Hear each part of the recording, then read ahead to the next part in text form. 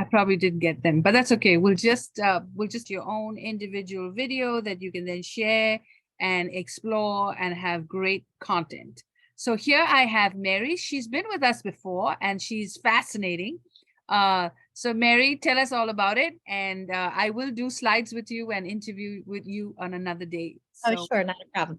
I'm going to use them just so I remember what I'm saying. Okay, so I have published one book which came out in the fall called The Leader of the Parade. My books, I have two now. They're a self-reflective series for kids and their caregivers. And the intent of the book series, the books are designed to be read by both the parent or caregiver and the child.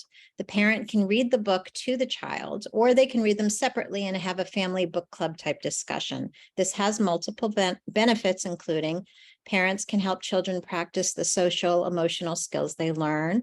Parents and children can improve their communication skills and strengthen their attachment bonds. And for children, it's easier to open up about themselves when they see others, the characters, feeling something similar. This normalizes their experience and reduces potential feelings of shame or embarrassment. And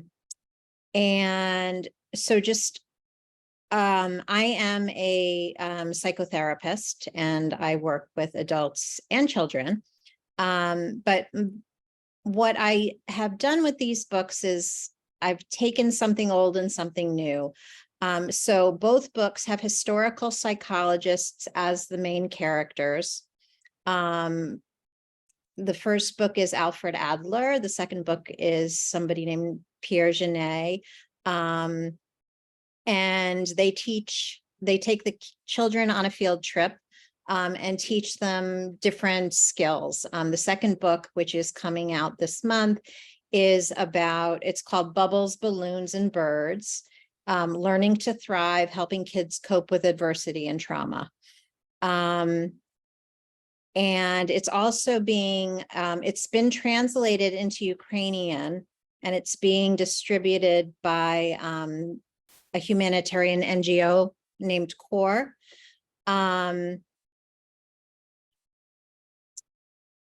The foreword of the book is by Mariel Hemingway.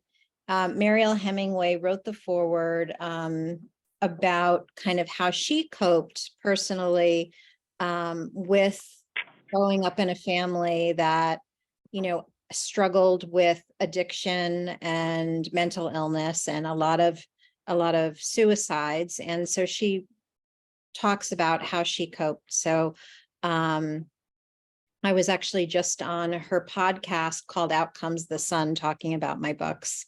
And she read the foreword. So for the book, Bubbles, Balloons, and Birds, Dr. Pierre Genet is the main character. And I'm going to read you a little bit about the book. Dr. J, we call him for short, visits today in a time-traveling hot air balloon. In 1871, he was an 11-year-old child living in Paris, France during the time of war. Despite this adversity, he cultivated some creative coping skills and grew up to become one of the most influential psychologists of all time. His evidence-based interventions are still used today. So his interventions are really what inform all of trauma treatment today.